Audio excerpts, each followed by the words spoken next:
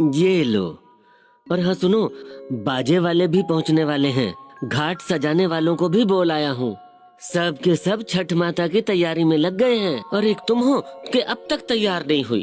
अरे बाबा जल्दी करो, जाना नहीं है क्या घाट पर? मुझे तैयार होने में वक्त ही कितना लगेगा। बस मुन्ने को कपड़े पहना दूं, बस थोड़ा मुन्ने को तैयार कर दूं, फिर हो गया काम। हाँ हाँ ठीक है, तब तक मैं भी तैयार हो जाता हूँ। ठीक है ना मेरी सोनी, अब तो खुश हो? बहुत खुश ना? इस प्रकार सोनू और सोनी दोनों पति पत्नी समय पर घाट पहुंचने की तैयारी करते हैं और फिर कुछ ही देर में वो दोनों तैयार होकर घाट पर पहुंच भी जाते हैं। सोनू ने सिर पर दौरा उठाया हुआ है और सोनी ने एक हाथ में ईख और दूसरे हाथ में अपने बच्चे को पकड़ा हुआ है। उन दोनों के ठीक आगे बाजे बजाने वाले बाजा बजा रहे हैं। हर तरफ घाट पर खुशियां ही खुशियां छाई हुई हैं। यहाँ तक कि उन दोनों का बच्चा भी बहुत खुश है कि तभी छठ पूजा समिति माइक द्वारा एक अनाउंसमेंट होती है।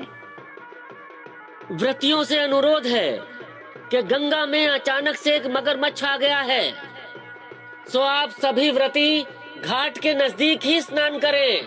कृपया पानी के अंदर गहराई में ना जाएं, वरना कोई भी अप्रिय घटना हो सकती है। आपकी सावधानी आपके हाथ में है। अनाउंसमेंट सुनकर सोनू सोनी से कहता है, सुना तुमने सोनी?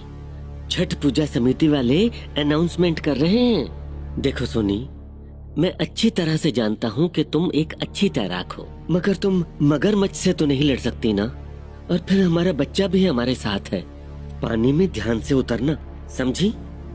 सोनू ने सोनी को चेता तो दिया था, मगर उसे ये मालूम नहीं था कि 8 साल पहले इसी छठी मैया के घाट पर एक औरत जब पानी में उतरी, सीढ़ियों पर से उसका पैर फिसला और वो जा गिरी गंगा जी के अंदर। उस दिन के बाद से उस औरत का कहीं कोई पता न चल पाया और ठीक उसके अगले साल से ही छठी मैया के घाट पर हर साल एक मगरमच्छ आता है जो व्रतियों को पकड़कर पानी में ले जाता है और फिर उनका भी पता नहीं चल पाता। सोनी ने भी जैसे ही गंगा में अर्घ देने के लिए पांव रखा, मगरमच्छ बनी उस चुड़ैल ने सोनी का पैर पकड़कर उसे पानी के अंदर घसीटना शुरू कर दिया। क्योंकि सोनी खुद एक अच्छी तैराक थी, इसलिए उसने मगरमच्छ के चंगुल से खुद को तो बचा लिया, मगर अपने बच्चे को बचाने में नाकामयाब रही। अब उसका बच्चा मगरमच्छ के मुंह में था और चारों ओर से चीख पुकारें सुनाई दे रही थी। सोनी और सोनू दोनों के दोनों छाती पीट पीट कर अपने बच्चे के लिए रोने लगे। हाय मेरा बच्चा, छठी माता, तूने मेरे बच्चे को मेरी गोद में देकर मुझसे छीन लिया।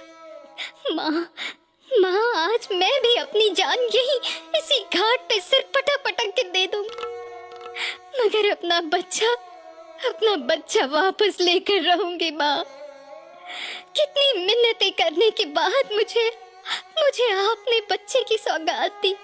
माँ, अपने बच्चे के बगैर मैं नहीं जी पाऊंगी। माँ, मुझे मेरा बच्चा मेरी झोली पे दे दो, मुझे मेरा बच्चा।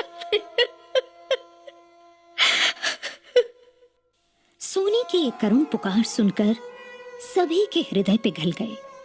वहां मौजूद सारे व्रतियों ने मिलकर छठी मैया को पुकारा। उनकी वो करुण पुकार सुनकर छठी माता वहां प्रकट हुई। माता बोली, उठो सोनी, मैं मानती हूँ कि मैंने ही तुम्हें औलाद दी है, मगर तुम्हारी ये औलाद आज मैंने नहीं छीनी, बल्कि यहाँ मौजूद मगरमच्छ बनी एक चुड़ैल ने छीनी है, जो पिछले कई सालों से ऐसा कर रही है। मगर आज उसकी मुक्ति का दिन आ गया है वो अवश्य आज मेरे ही हाथों मरेगी सोनी, जिससे वो भविष्य में और किसी को नुकसान न पहुंचाए। और फिर देखते ही देखते छठी मैया ने अपना त्रिशूल निकाला और दे मारा मगरमच्छ के ऊपर, जिससे उसका मुंह फट गया। और छठी मैया ने सोनी के बच्चे को अपनी गोद में ले लिया। वो सोनी से बोली, ये लो सोनी, जो सौगात मैंने तुम्हें दी थी वही तुम्हें लौटा रही है। जाओ, इस बच्चे के साथ अपने गृहस्थ जीवन को सुखी बनाओ, सदा सुहागिन रहो, आयुष्मान भव। ये नजारा देखकर वहां मौजूद भीड़ ने छठी मैया की जय जयकार करनी शुरू कर दी। उन सब का व्रत करना आखिरकार सफल हो गया कि उन्हें साक्षात छठी मैया के दर्शन हुए।